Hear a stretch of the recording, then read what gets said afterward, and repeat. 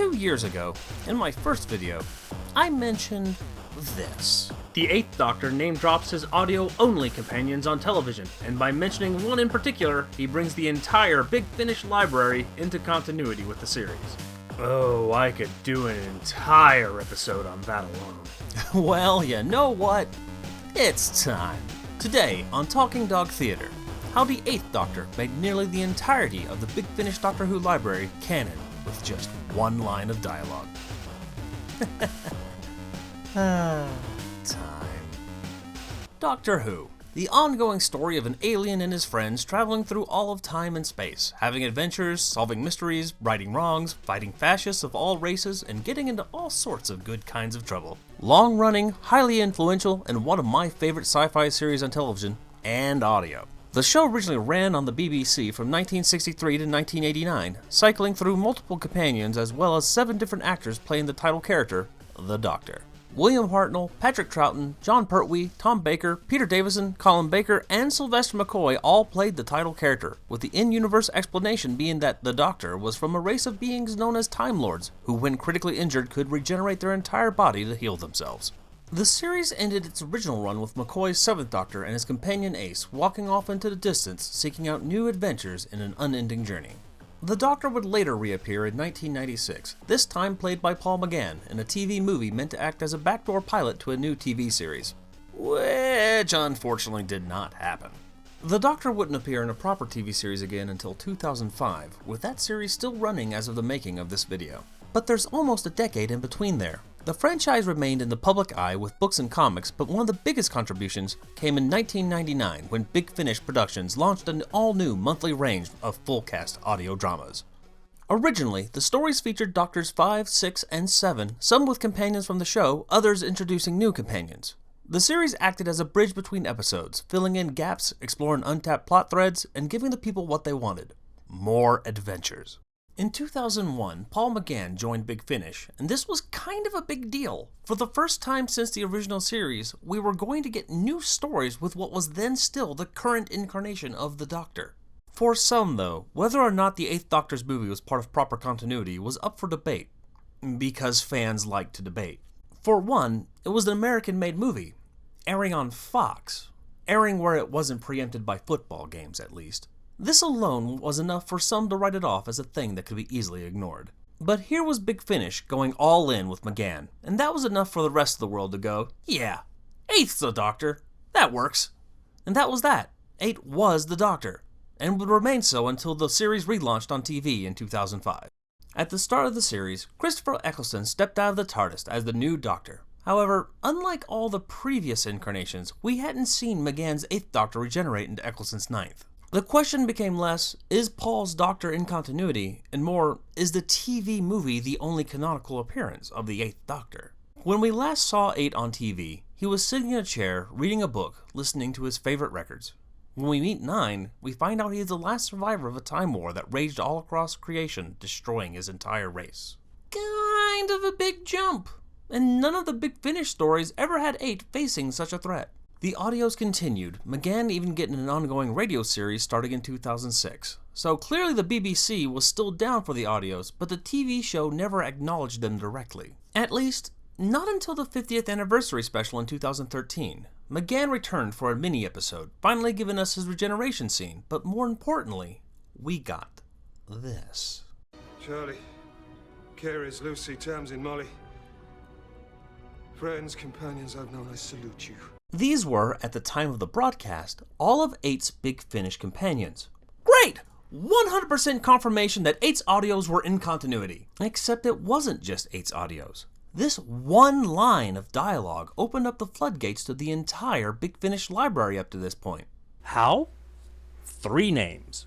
Charlotte Charlie Pollard, Edwardian adventuress, and the first companion to join the 8th Doctor on his audio adventures. Lucy Flippin Miller, modern-day girl, placed with the 8th Doctor by the Time Lords and companion for his radio series run.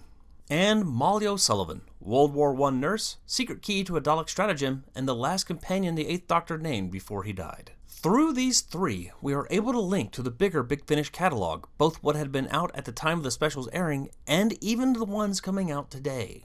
Let's start simple, with Lucy Miller. Lucy meets the Doctor's granddaughter Susan and her half-human son Alex. Simple connection. It brings those series of audios featuring Alex into continuity. Though he is killed in Lucy's final adventure with the Eighth Doctor, the resurrection of Alex is offered up to the Eighth Doctor as a bargaining chip in Big Finish's Time War series, bringing those stories and the Doctor's companion Bliss into the game. With the Time War series, we also run directly into the War Doctor and War Doctor Begins adventures. That was a simple one, but it also helps establish what I mean by connections. Characters interacting with other characters in ways that can't be ignored by continuity. We still got 2 more to go though, so hang on. Here's where things get complicated. In Molly's adventures with the Eighth Doctor, she runs into Liv Chenka, who had previously met the Seventh Doctor earlier in her life. Liv tags along and eventually meets with Helen Sinclair. The two of them meet River Song, connecting with her stories, and stick with 8 through the entirety of Dark Eyes, Doom Coalition, Ravenous, Stranded, and adventures that are still being released today. Through Liv, we also get her girlfriend Tanya Bell, the Doctor's first transgender companion in any of the media. Hell yeah! Liv and Tanya also run into the Ninth Doctor in Big Finish's Ninth Doctor adventures, which I highly recommend listening to. With Liv and Helen running into River Song, we tie into her series of audios in which she meets Ann Kelso, aka Anya Kingdom. She not only traveled with the 4th Doctor, but the 10th Doctor as well. We also get the meddling monk in play, or none in this regeneration, after she tried to swap places with the 10th Doctor when she tried to fake his regeneration. I mentioned this gets complicated, right? This means we also tie into the Missy series, which features both the nun and her previous incarnation of the meddling monk. With this version of the monk, we connect back into a 7th Doctor adventure with Winston Churchill, which brings that audio miniseries into continuity, then brings in their 1st, 2nd, and 3rd Doctor adventures as well, because the actor voicing the monk, Rufus Hound, is everywhere, and has a fantastic name. I'm a dog. Of course I'm biased. Monk aside, Missy's adventures lead her into interacting with Strax from the Paternoster Gang, bringing those audios into line, as well as connecting us into the Jago and Lightfoot adventures. And those tie into the 6th Doctor adventures, but we'll get to them in a moment. Still with me? Because that leaves us with Charlie. In their final adventure together, Charlie and the 8th Doctor end up in different time periods, both thinking that the other one is gone for good, never to see each other again. Charlie manages to send out a distress signal, and a TARDIS begins to materialize. She's saved! The Doctor has come back for her. Only when she gets inside, she realizes it's not the 8th Doctor. She's been rescued by the 6th. By the way, this was done 4 months before the debut of River Song in the TV series. Just thought you should know. With no other option available, Charlie must travel with the past incarnation of the Doctor while doing her best not to reveal her future knowledge of his life to him. They eventually encountered Detective Inspector Patricia Menzies, who the 6th Doctor previously met in his past, and her future, when he was traveling with Evelyn Smythe, bringing her adventures into Charlie's timeline. Now, with Evelyn, we have kind of a branching path.